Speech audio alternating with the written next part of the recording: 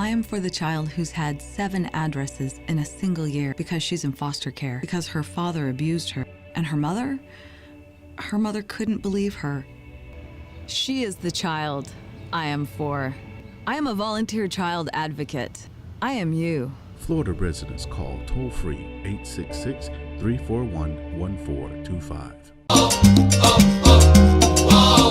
Esto es amor de verdad, nadie lo puede dudar. Step up to craft beer. Dino Light Lager has a crisp, refreshing Caribbean-style flavor.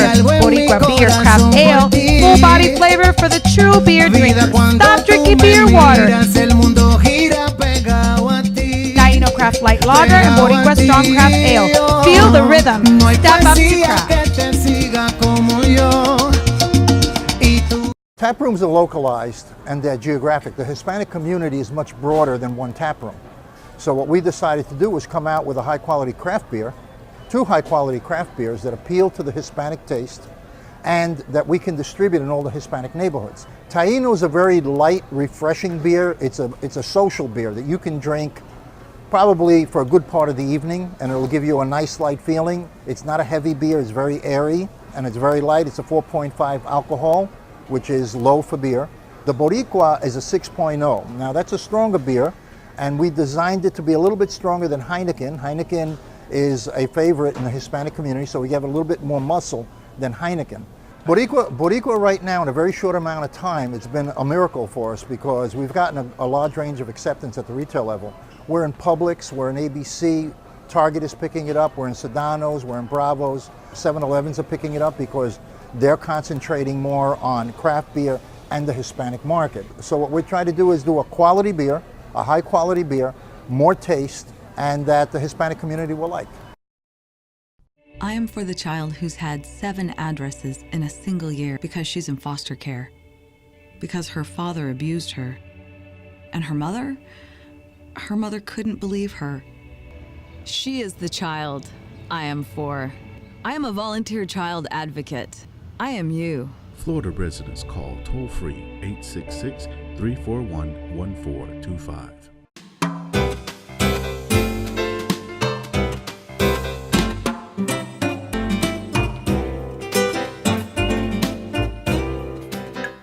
Hello everyone, welcome back to Latina Role Models.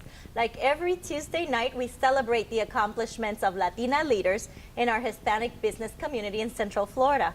And today I have a very special guest with us, and she's also a dear friend of mine. I am ecstatic that she's here today to share her experiences with all of you. So this is going to be a great show. Make sure you take out your notebook so you can take some notes. We have Lourdes Mola from Lourdes Mola Solutions. She's the president and CEO. Lourdes, welcome to the show. Thank you so much, Margie. It's such a pleasure to be here. I'm honored, actually, to sit here and share my story with you. This is great. You know, Lourdes Mola Solutions, because I know you. I know that you're a skilled problem solver, that you're a go-getter, a make it happen, and a person to know. So she will be very modest, and she will not let the viewers know that she is very, very influential in our Central Florida community, and she uses her influence to help those that really need to either grow professionally or in their skills or with their business. So please tell me more about what you're doing with your business to help our Hispanic business community. Well, Lourdes Mola, and thank you so much for all those kind words. You know, it's humbling. But Lourdes Mola Solutions, I started it about 1.5 years ago because during my tenure at Disney, I realized there was a lot of challenges we saw a lot of minority companies that made the best chair, the best table, the best product, but yet they didn't deliver their messages on point. They weren't prepared, you know, so even though they wanted to get into corporate America, they couldn't bridge that gap. And corporate America wants these companies as well because they want to do business with minorities. So, you know, I started when I left Disney, I started thinking, okay, what is it my passion, and what excited me, and what, you know, and it was helping these companies get these contracts. Because forget about changing their company, it changes their lives, it changes the generations. it's really creating economic impact. It does. So that's what I'm excited about, and that's what I'm doing. So in brief, Lourdes Mola Solutions is a business development firm that fully prepares and connects minority companies to do business with large companies. That is fantastic. And to be able to be part of that experience of having a business, being able to have that success of getting that big contract or that opportunity, at least open the door. Yes, it's exciting. Oh, wow. It's exciting. And you know, and I think one of the things that I used to say to companies when they would come to Disney, I did, you know, we'll get to my experience, but when I was in minority business development, I used to tell people, you know, getting a Disney contract can be a blessing or a curse, quite honestly, because if you're not prepared, you're not going to be able to deliver, and you know what? You'll never be able to do business with the company again. So that's what Lourdes Burn your Mola bridge. Solutions does, is make sure that when these businesses are presented, they're ready. They're ready. Yeah. Tell not me, because I already know the story, but I would like our viewers to know, how is it that you got to the point where you can start your own business and become an entrepreneur and help others grow and build their businesses? Tell us about your background. So You've mentioned Disney. Yes. So what is it that you did with Disney that really propelled So I have to you? go back a while. So I worked with Royal Caribbean Cruise Line for 9 years. And from there I did international sales, I did operations, I launched many ships for Royal Caribbean Cruise Line. It was a smaller cruise line back then. Then I went to Celebrity Cruise Line, and during my time with Celebrity Cruise Line, Disney Cruise Line called me and said, we would like you to come to Orlando. And I said, Orlando? I said, I don't know. I was single. I was in my prime, you know, and you have Miami nightlife, Orlando nightlife back in '96. Oh, wow. So it was like, Wow. I don't know if this is for me. And I said, and then they gave me, you know, they talked to me about Disney, and Disney at the time had like a book like this that had Disney look. Like you couldn't wear red nail polish. And I'm like, oh, that's, wow. I have to wear red nail polish. So I came and they convinced me it was a great opportunity, and I said, well, I'll come to Disney for 2 years, launch Disney Cruise Line. I mean, I had a lot of experience launching ships, but never a complete cruise line. Wow. So I was the 10th employee that they hired Wow. during that time. So it's nice to be part of it, you know, something that has grown to be one of the best cruise lines in the world. It is outstanding. So I came to Disney and in Orlando, and I thought I was only going to be here 2 years, but 2 years turned into 21 because I met my husband. Oh. We have 2 kids, and Orlando's my home, and I love it. I love it, a place I never thought, because I love the ocean, I love the culture. I never thought I would like Orlando, but Grew into you. exactly. And then during my time, I was with Disney for 19 years. I went from cruise line to fairy tale weddings, launching the brand there, which was a lot of fun. I myself had a fairy tale wedding. Oh. Then I went to Disney Event Group, which is doing all the corporate events for Disney, and so really getting my creativity out, because you bring companies like Walmart or McDonald's, whatever, and you do these big elaborate events. So it's exciting, you know, to see what is possible, and I think that DG was great for me to see what, from a concept to what can actually be possible. So I was in Disney Event Group. Then I went to resort sales. I was responsible for selling all of the resorts. And the reason that they had tapped into me is that they wanted to attract diversity groups. And that was going to be my next question. So that's when I came into the diversity space. So during my time with Disney Event Group, I was approached to go to resort sales because they had a diversity initiative. You know, one of the things is that you have all these great associations out there, like National Association of Latino Elected Officials, you have League of United Latin American Citizens, NCLR. You have so many of these associations out there. So how do we bring these associations to Disney? Because you see that the people are very loyal to these associations. They go year after year, but some of them have never been to Disney. So it was a good way to introduce the portfolio, the whole Disney portfolio, to these groups. So I went to resort sales, and it was fabulous. I got to be very involved with all of these organizations from a local and a national perspective. And I did that for about 4 years, and it was great because we had a hit list of all the associations that we wanted to bring to Disney, and we got them all, 100%. Amongst them, the Hispanic Chamber of Commerce, right? Yes, absolutely. Tell us more about your involvement and your leadership role with the Hispanic Chamber of Commerce, because I know that you have been a longtime champion of our efforts in the chamber, but I want our viewers to know exactly how immersed you were in helping us grow as a chamber and your contributions to our chamber. It was, I've been involved with the chamber for over a decade. Wow. It started it was even before Ramon, when we were doing Don Quixote, and that's how we moved Don Quixote to, it used to be, Don Quixote was at the convention center. Oh, wow. So it was a long time. We were, we're thinking about how many Don Quixotes my husband and I had been to. Incredible that we're celebrating 20 years. 20 years, 20 wow. years, and that's where we started about thinking 20 years. How many have I missed? And I think I only missed 2. Wow. Of the 20. So very exciting. So we moved Don Quixote to Disney, and we've done a lot of things. So you were with it. part of that effort of bringing Don Quixote.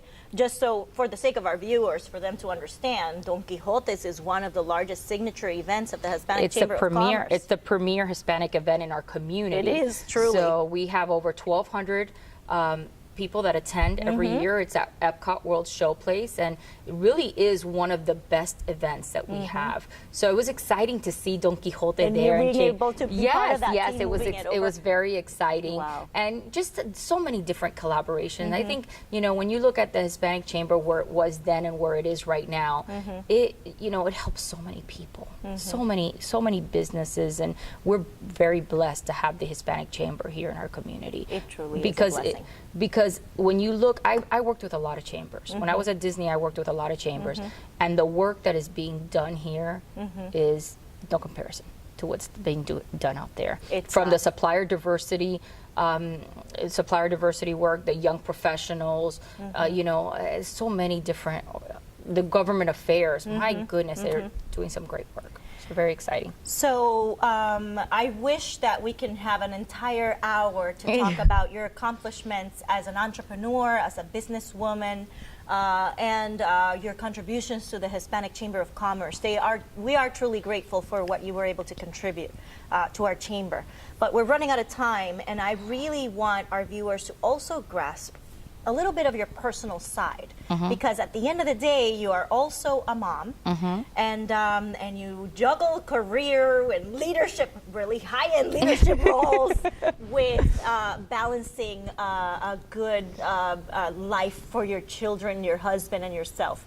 So I want our Latina leaders to learn from you and take notes, ladies, on how to be a very strong leader, but at the same time being able to make that balance. So one of the things that somebody told me one time is to your goal shouldn't be perfection. It should be perspective. And I always loved that, because when I was, trying to juggle all these balls, I wanted perfection. I wanted to bring the baked, cookies, and I wanted to make sure my kids, were dressed properly every single time, to a T. And you know what? As a mom, I can relate. And sometimes that's not that important. It's just having fun, giving them a hug, loving them. So, I learned when I let go of the perfection and really put it in perspective, I think that's what really helped me bring balance to my life. That's incredible. Really, that's really good advice. So last question, really quick. I want to know who inspires you and drives you every day to do all that you do. I think my kids. Your kids. I think I look at my daughter and I say, wow, she's amazing. And I want her to look at me and say, my mom is phenomenal. And everything I do, from the Early Learning Coalition that I'm involved in, that has to do with education for kids. These are all passions that I have. The chamber, helping these small businesses, everything I do is for my kids and for our next generation. Yes. So that's what excites me. Lourdes, my dear, thank you so much. No, I appreciate thank you for your time and being able to share your story with us Thank you for empowering me and being a great leader for me as well. And you've been a great mentor and a friend. I appreciate you being here today. Thank you. Thank you. Thank you for this time. And to our viewers, if you would like to learn more about how you can become a member of the Hispanic Chamber of Commerce, visit www.hccmo.org. And if you'd like to find more information about Lourdes Mola, you can find it on our website. Thank you once more for tuning in. I'll wait for you for next Tuesday at channel 184 Spectrum. Thank you. Good night. Good night. Esto es amor de verdad, nadie lo puede dudar. Step up to craft beer. Dino Light Lager has a crisp, refreshing Caribbean-style flavor. Boricua Beer Craft Ale, full-body flavor for the true beer drinker. Stop drinking beer water. El mundo gira pegado a ti. Dino Craft Light Lager and Boricua Strong Craft Ale. Feel the rhythm. No hay Step up to poesía craft. que te siga como yo. Y tú. Hello, everyone. Welcome back to Latina Role Models. Like every Tuesday night, we celebrate the accomplishments of Latina leaders and those that support them. So in this show, we have a very, very special guest. Her name is Cynthia Muñiz, and she works for UCF as their Associate Director of Multicultural Academic Support. Assistant Director, yes. Assistant Director Yes. of Multicultural Academic Support. That's right. That's a very important role in our community. And I am glad that we have folks in UCF that really take the opportunity to be able to service our Hispanic students. So we want to know more about that role. What is it that you do? And how do you feel it really impacts our future Latino leaders? Sure, absolutely. Well, thank you, Margie. Thank you so much for the opportunity. I'm so glad to be here tonight. Thank you. I will say that, you know, as Assistant Director of Multicultural Academic Support, we work with multicultural students of all backgrounds, as well as our first generation and college students. The way we define a first generation and college student is neither parent has a bachelor's degree in the United States. Okay. And so these students are students whom they don't have the opportunity possibly to go home and have conversations about college. There are a lot of questions. There's a lot of forms that need to be completed and paperwork. And so we assist those students in that journey. And sometimes those parents don't understand, Right. you know, also what their children are going through, or even Right. don't know how to help them. So it's glad Correct. that you provide that support. Yeah, Yes. so we transition, we help the families, the students and their families transition and understand Super. what college is all about. And through that, lots of professional development opportunities that lead to college, or I should say career readiness upon graduation. Okay. That is really outstanding. So you're very invested in that. Is there something that you have accomplished within UCF? Because I've heard some really great things. And I want you to tell our viewers about that program that you spearhead within UCF. Okay. So with the Latino Faculty and Staff Association, we were established in March of 2015. The reason that the association came about was because UCF is an emerging Hispanic serving institution. And what that means is that 25% of our undergraduate student population identifies as Hispanic or Latino. Wow. So that means that we are now eligible for federal funds under Title V of the Higher Education Opportunity Act.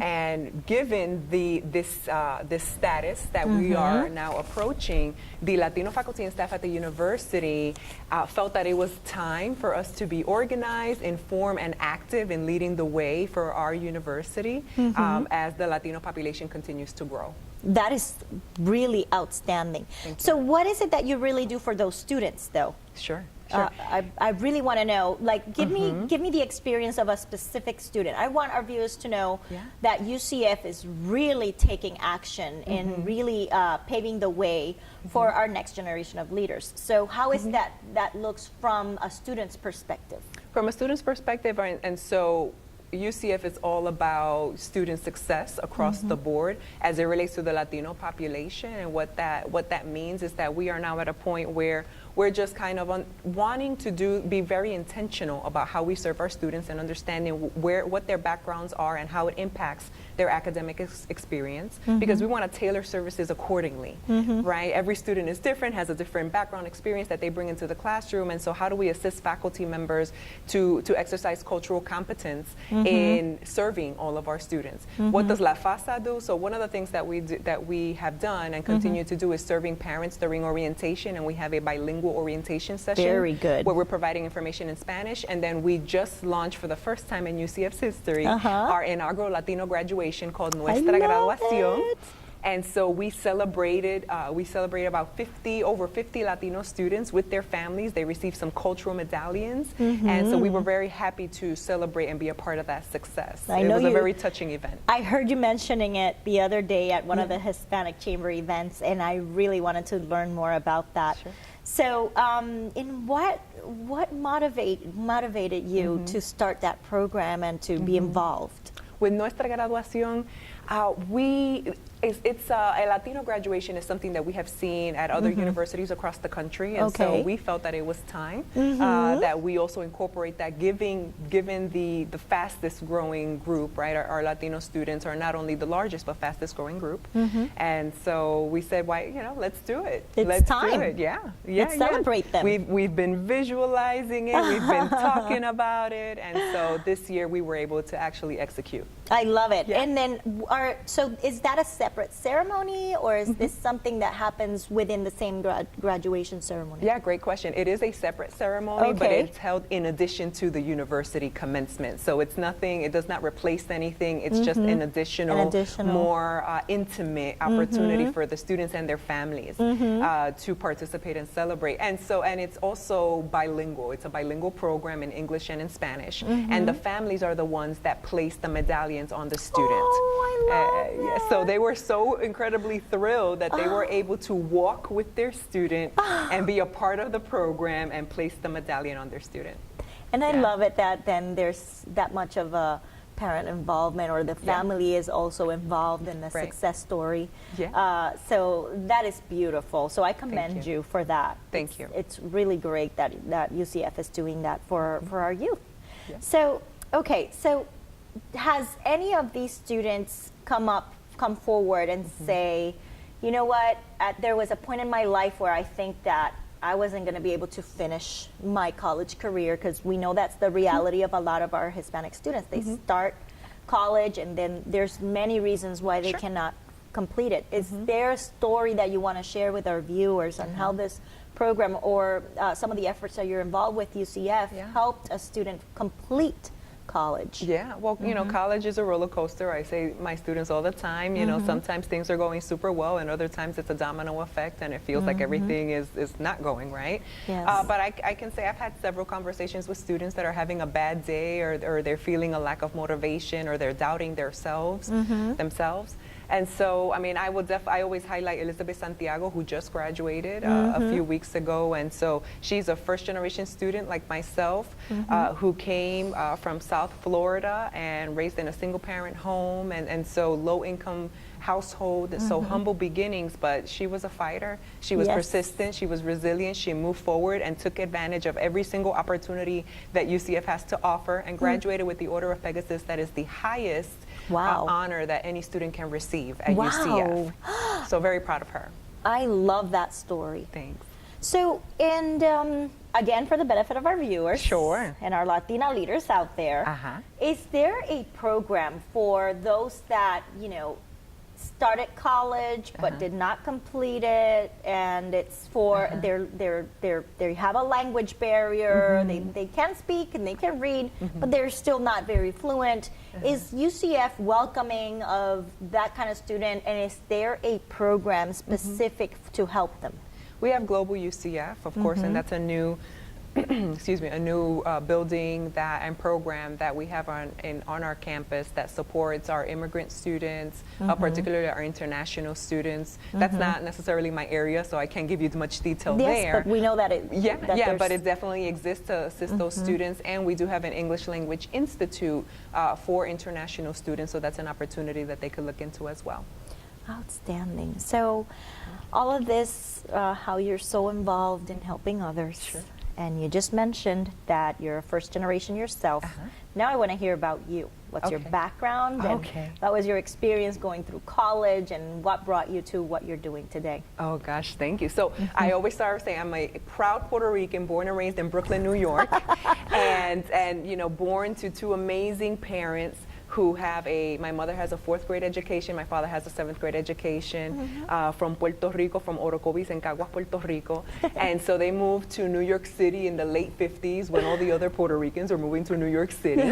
And, you know, very, very simple life, very humble life. We didn't have much financially, right, economically speaking, but a lot of love always at home. And so I was always very inspired by my parents because they did all that they could to support me, right? And so I was the first one to go to college, and then ultimately to receive a doctor of education, a doctorate of education. So whenever anyone asks me about, you know, me, I automatically, the default answer is my parents and their story and their sacrifice. And so I'm very happy and proud to have done that for them, to have gone all the way in my academics to demonstrate to them and for them to know that their sacrifices, they're not, you know, were not in vain. Oh, that is a beautiful story. Thank you.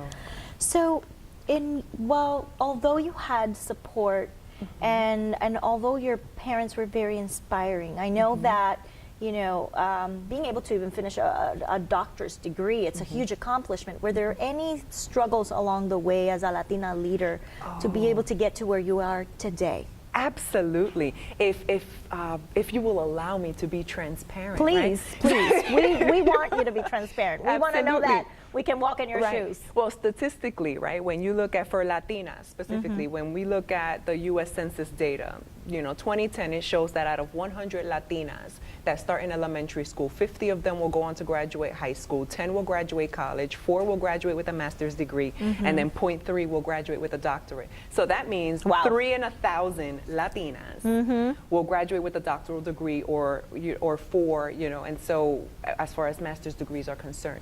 So my point there with those numbers is that the higher up you go, right, as far as your education is concerned, the less of us there are. So is it challenging? Absolutely, because oftentimes you can find yourself in a classroom where you're the only Latina and expected to provide the Latina perspective, and so and we know that there is a lot of diversity within the Latino community, and so I cannot necessarily speak to every Latino's experience, but because of that, because I did not have I did not see many Latinos in higher ranked positions.